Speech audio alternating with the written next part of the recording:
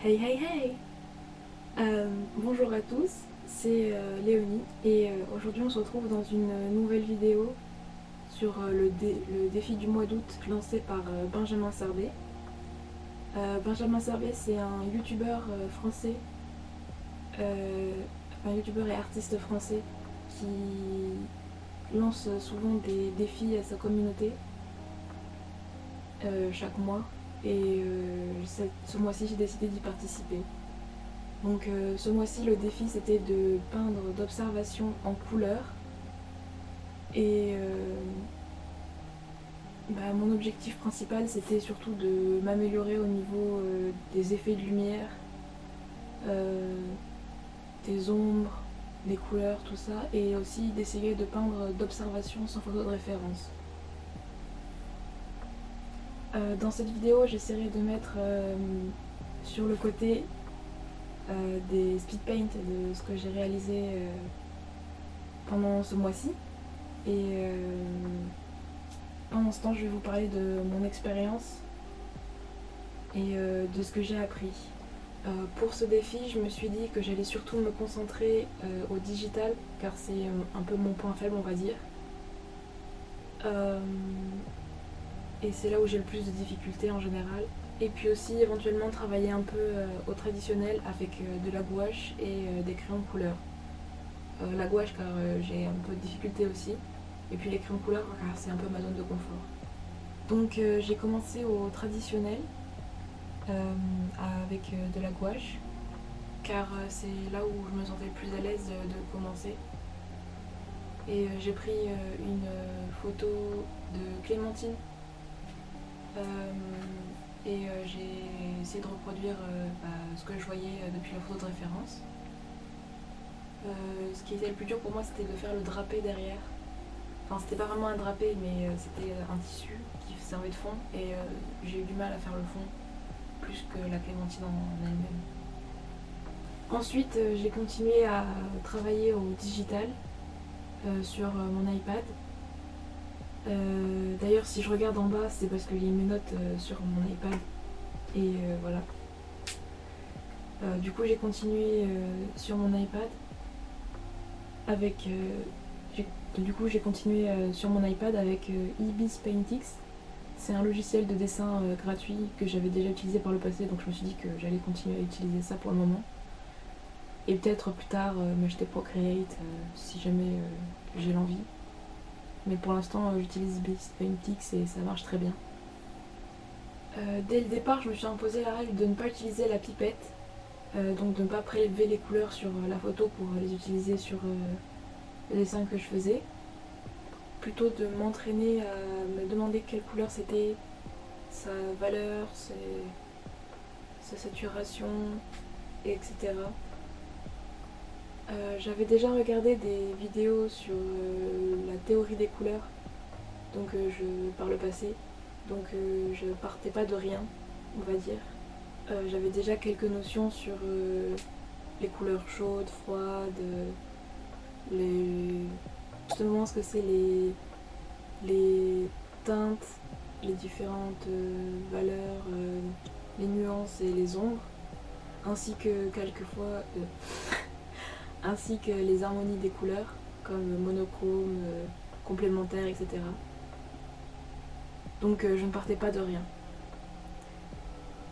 Généralement je commençais par le fond de l'image car j'avais déjà pris des cours de dessin et quand on a fait une nature morte, le professeur de dessin nous avait conseillé de commencer par le fond. Et je trouve que ça fait sens pour pouvoir bien comparer les images plutôt qu'avec le blanc du papier. Du coup là le blanc du tableau. De commencer avec la couleur du fond, comme ça on peut bien comparer les couleurs. Ensuite je plaçais les formes générales de ce que je voyais avec les couleurs principales. Puis je venais petit à petit rajouter les ombres et les lumières ainsi que les petits détails au fur et à mesure en allant de plus en plus précis. Puis aussi quelquefois avant de commencer la couleur je faisais rapidement un croquis pour placer les formes, mais je le faisais assez rarement quand même. au début. Puis j'ai continué à le faire plus souvent vers la fin du défi pour avoir des images plus justes. Je pense qu'il est aussi important de bien choisir ses images de référence en fonction de notre objectif. Le mien a été de m'améliorer pour les effets de lumière et de mieux comprendre les relations avec les ombres et tout, et tout ça. Donc j'avais tendance à choisir des images où il y avait peu de texture et plus de contraste afin de ne pas avoir d'interférence avec les textures pour me concentrer plus sur les couleurs, les ombres, les lumières. C'est d'ailleurs là que je me suis rendu compte que j'avais du mal avec les images qui avaient peu de contraste, où les lumières et les ombres étaient plus douces et les couleurs plus neutres. Mais ma plus grande difficulté restait quand même de peindre et de dessiner sans photo de référence et de faire directement d'observation. J'ai fait un premier essai qui n'a pas été très concluant avec une assiette de melon que j'avais devant moi. J'avais beaucoup de mal avec la perspective et aussi les couleurs en général.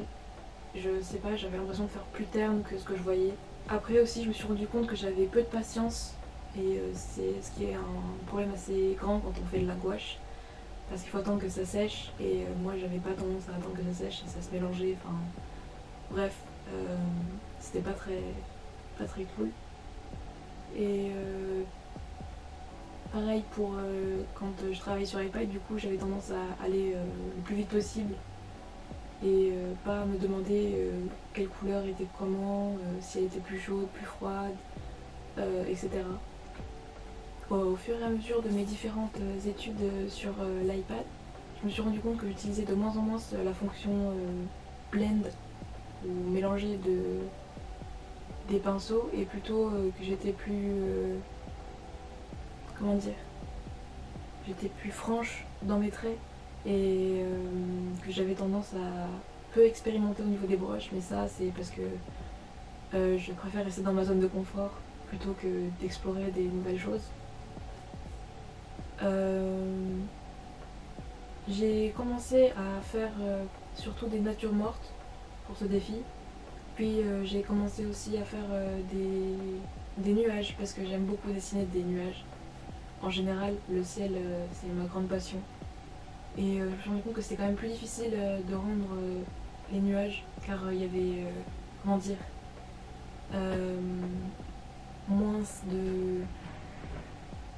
certaines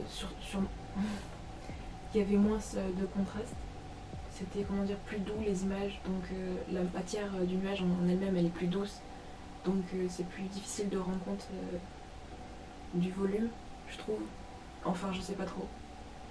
Après j'ai essayé de faire des insectes aussi, c'est assez intéressant parce qu'on travaille la symétrie et la matière réfléchissante aussi. J'ai essayé. Pour le bilan de ce défi, je pense que je peux dire que j'ai progressé pour les lumières, c'était mon objectif principal. Et aussi pour le digital, j'ai progressé beaucoup. Je trouve, je pense, je ne sais pas en fait. Mais je trouve que c'est plus facile. Après, j'ai pas forcément des meilleures images, mais j'ai plus de facilité qu'avant. J'ai regardé des vidéos qui m'ont beaucoup aidé dans ce défi de la chaîne Light Pondering. J'ai regardé 3 de ces vidéos sur les dessins d'observation pour la lumière, la température des couleurs et aussi le pouvoir des gris. Je vous mettrai dans la description les liens des vidéos. Je vous conseille franchement d'aller les voir si vous comprenez bien l'anglais. Je sais pas s'il y a des sous-titres en français, je pense pas. Mais en tout cas, elles sont vraiment bien explicatives et surtout la vidéo du pouvoir des gris m'a fait découvrir toute un nouvel aspect des couleurs et c'était super intéressant. et ça m'a beaucoup aidé dans mon choix des couleurs quand je faisais mes études. Ma caméra a coupé, donc je sais plus ce que je disais. Je crois que je parlais du pouvoir des grilles de Light Pondering. Je mettais les vidéos en description. Donc aussi je mettrai en description la vidéo de Benjamin Serbet sur le défi du mois d'août du coup. Et j'ai aussi regardé la vidéo de Benjamin Serbet sur comment choisir ses photos de référence, où les choisir, etc. Je mettrai cette vidéo aussi dans la description. Ça m'a été un peu utile aussi pour mon défi. Et du coup, pour le bilan, je pense que je vais faire plus de dessins d'observation pour continuer à m'entraîner, mais depuis la vraie vie et pas d'après photo. Et je crois que c'est tout. Il me semble que c'est tout pour ce défi. J'espère que la vidéo vous aura plu. C'était Léonie. On se retrouve dans une prochaine vidéo. Bye!